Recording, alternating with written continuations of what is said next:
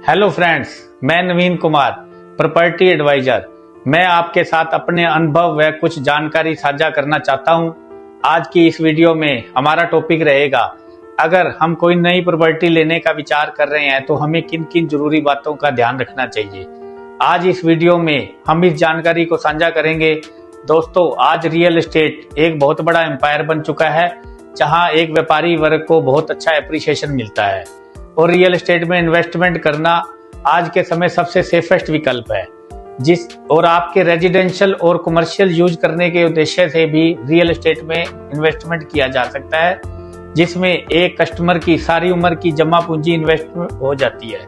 इसलिए यह बात जरूरी है कि हम आपके साथ विचार साझा करें कि प्रॉपर्टी खरीदते समय किन किन बातों का ध्यान रखना चाहिए। फर्स्ट ऑफ ऑल, जब भी आप कोई नई प्रॉपर्टी खरीद रहे हैं तो बयाना की रकम देने से पहले उस प्रॉपर्टी के ओरिजिनल डॉक्यूमेंट्स की चेन जरूर चेक कर लीजिए कि कोई लिंक मिसिंग तो नहीं है।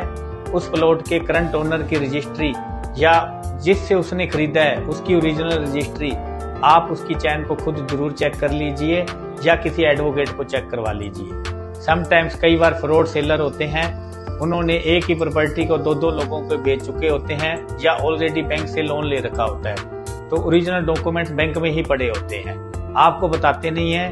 कई बार फैमिली डिस्प्यूट भी होता है, इसलिए यह सुनिश्चित कर लीजिए भी ओरिजिनल डॉक्यूमेंट्स सेलर के पास पड़े हैं या नहीं, उसके उपरांत ही आप एग्रीमेंट साइन कीजिए।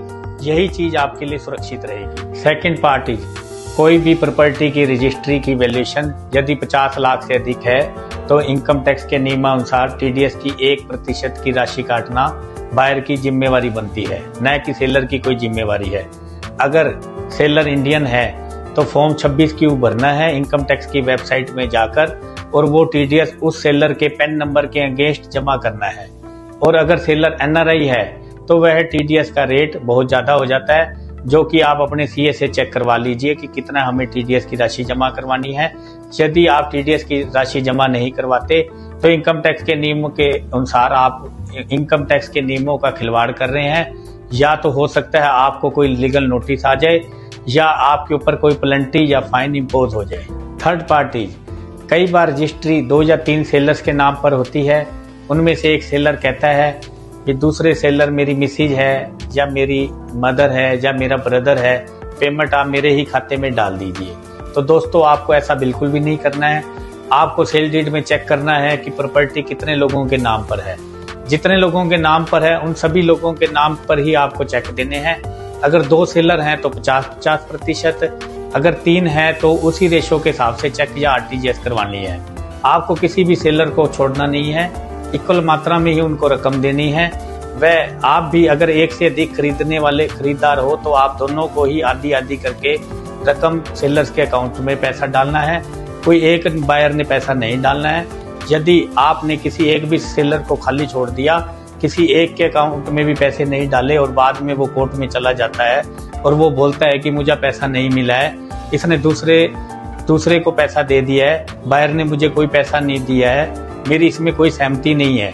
इसलिए आपने सुनिश्चित करना है भी सभी सेलर्स के अकाउंट में इक्वल मात्रा में ही पैसा डालना है, किसी एक को भी खाली छोड़ना नहीं है।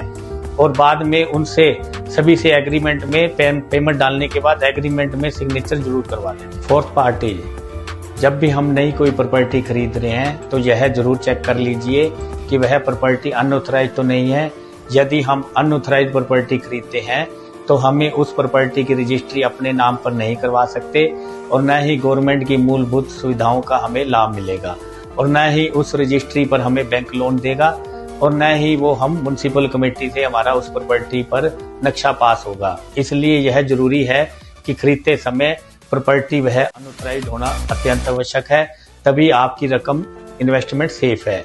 और यदि हम ऑथराइज्ड प्रॉपर्टी की बात करें और हम अगर ऑथराइज्ड प्रॉपर्टी देख रहे हैं तो हुड्डा सेक्टर से एक बहुत बेहतर विकल्प है, जहां पर प्रॉपर ट्रांसपेरेंट डॉक्यूमेंटेशन है, जिसकी वेरिफिकेशन आप हुड्डा की ऑनलाइन साइट से भी चेक कर सकते हैं और without processing fees, minimum documentation और मिनिमम रेट ऑफ इंटरेस्ट के साथ हमें बैंकिंग लोन फैसिलिटीज भी अवेलेबल है।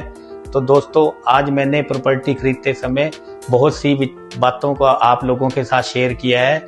भी हमें किन किन चीज़ों का ध्यान रखना चाहिए।